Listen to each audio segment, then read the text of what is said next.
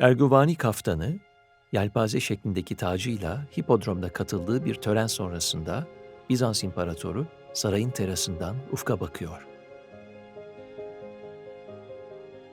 Sarayın bir köşesinden gelen lir sesi huzur veriyor.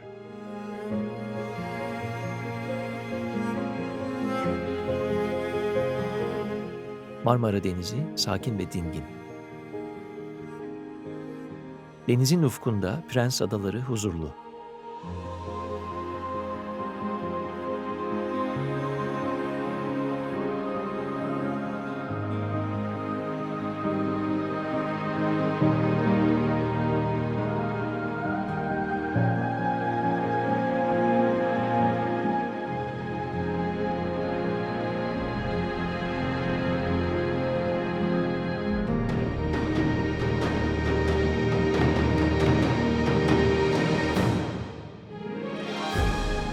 Burası kıta Avrupa'sının doğuya uzanan sahili. Kıta Avrupa'sının doğuda en uç noktası. Büyük Saray'ın tarihi yarımada üzerinde Marmara Denizi'ne uzanan sahil sarayı Bukeleon ismiyle biliniyordu. Bukeleon'u 5. yüzyılda İmparator II. Theodosius yaptırdı. Bugün şehri kuşatan ve tarihi yarımadayı dolanan, tarihi surları inşa ettiren imparator.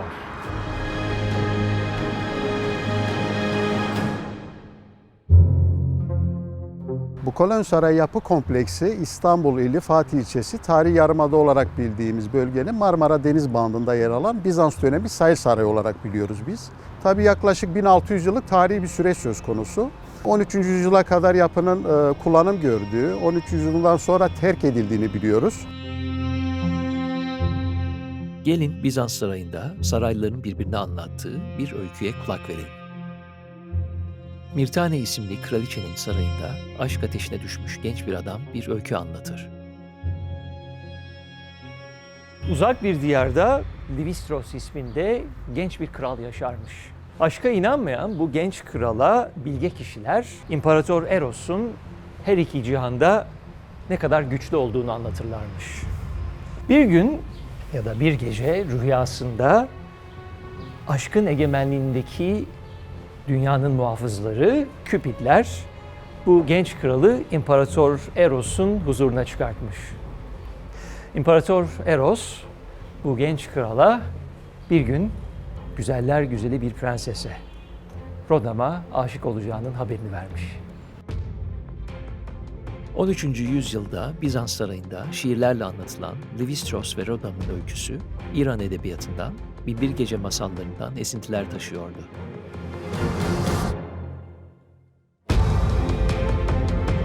İmparator II. Theodosius tarafından da, İmparator Justinianus ve eşi tarafından da kullanıldığını biliyoruz. Tabi süreç içerisinde birçok imparator tarafından eklemeler de yapılmak suretiyle yapı kompleksi büyüyor.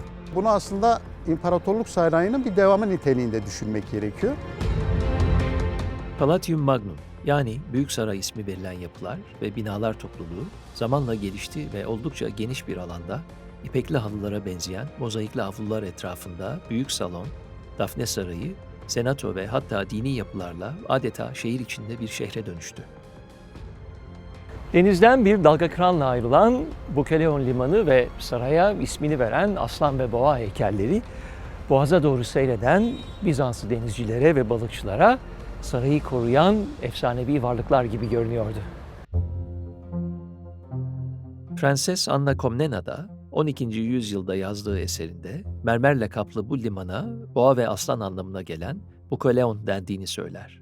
Ayrıca sarayın balkonunda yer alan aslan heykelleri 19. yüzyılın ortalarına kadar saray kalıntılarına burada muhafızlık etti.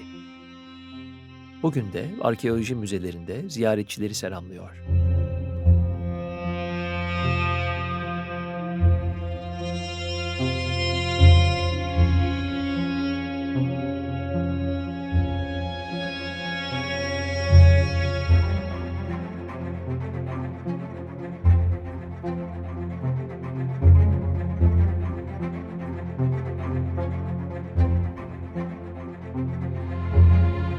İmparator Eros'un ona tebliğ ettiği aşkı 2 yıl sonra gümüş bir sarayda bulan Livistros, Prenses Rodam'ı görür görmez ona aşık olmuş. 1993 yılında yaklaşık 10 aylık bir kazı süreci oluyor bu bölgede. Karasurlar Restorasyonu projesi kapsamında. Dolgu toprak belli bir koda kadar indiriliyor. Bizim başladığımız koda kadar indirilmiş bir çalışma. Onun dışında bugüne kadar herhangi bir restorasyon çalışması olmadı. Tabii bu proje sayesinde tekrar restorasyon çalışması başladı.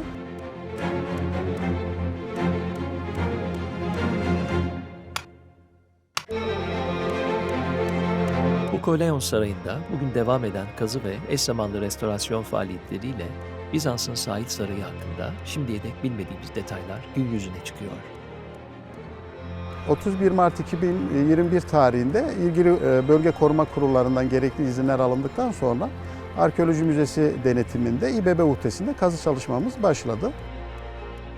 Yaklaşık bir 8-9 aylık kazı süreci içerisinde saray kompleksine ait birçok yapı kalıntısını açığa çıkarmış olduk. Yapının 13 farklı noktasında biz kazı çalışması gerçekleştirdik. Bu kazı çalışmaları esnasında birçok noktada mekanların özgün zemin koduna kadar ulaştık. Bunların içerisinde en önemlilerini sayacak olursak, imparatorların kullandığı, imparatoriçelerin kullandığı anıtsal abidevi bir geçiş noktası söz konusu.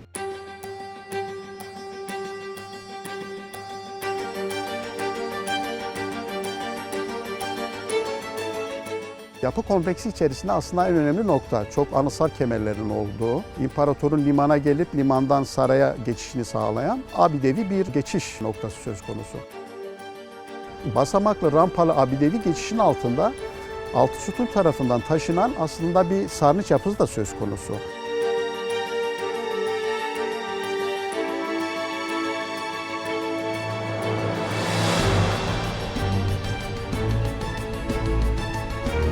Saray kompleksi içerisinde çeşme yapısı açığa çıktı. Belki de İstanbul'da tespit edilen en eski çeşme yapısı diyebiliriz Bizans dönemine ait. Keza bu çeşme yapısını besleyen bir sarnıç söz konusu hemen çeşmenin arka tarafında. Yapı kompleksi içerisinde yine koridorlu, tünel işlevi gören son derece muntazam işçiliği olan bir koridorlu yapı da tespit ettik.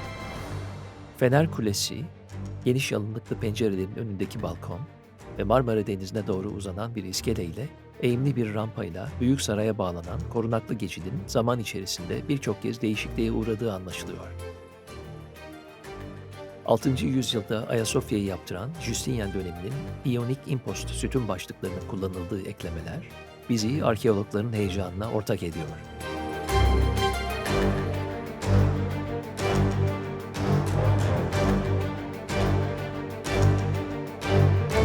Gümüşsaray'da her şey günlük güneşlik derken öykümüze dahil olan Mısır kralı Prenses Rodam'ı kaçırır.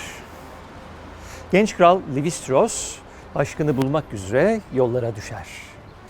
Yolda karşısına çıkan aşk acısından muzdarip aslında bize bu hikayeyi anlatan bir başka prens ona yoldaşlık ve mihmandarlık eder. Uçsuz bucaksız bir sahilde karşılaştıkları yaşlı cadıyı da esir alıp Mısır'a yolculuk ederler. Mısır'da kralın esaretinden kurtardıkları Rodam'ı da yanlarına alıp Gümüşsaray'a geri dönerler.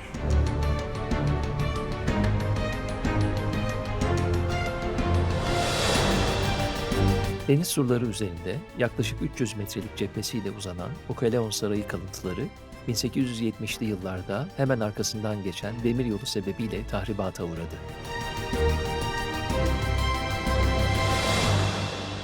Orient Express'in yolcuları arasındaki meşhur romancı Agatha Christie, acaba ilk kez geldiği İstanbul'da yolculuğunun son durağı olan Sirkeci Garı'na yaklaşırken yavaşlayan trende Bukoleon Sarayı'nın içinden geçerken Rodin ve Livistros'un öyküsünü aklına getirmiş midir?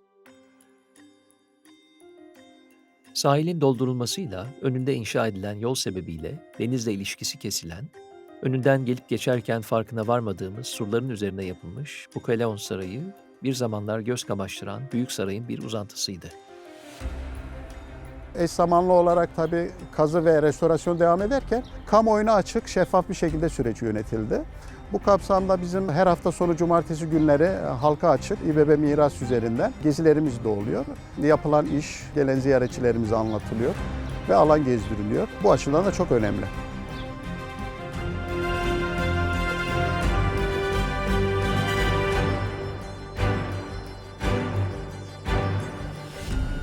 Ziyaretçilerimiz tabii proje bitiminde alanı açık hava müzesi olarak yapı kompleksini gezebilecekler.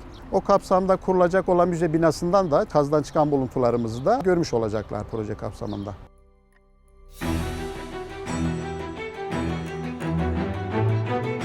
Bu Keloğlan Sarayı Orta Çağ'ın en kalabalık şehirlerinden birinde.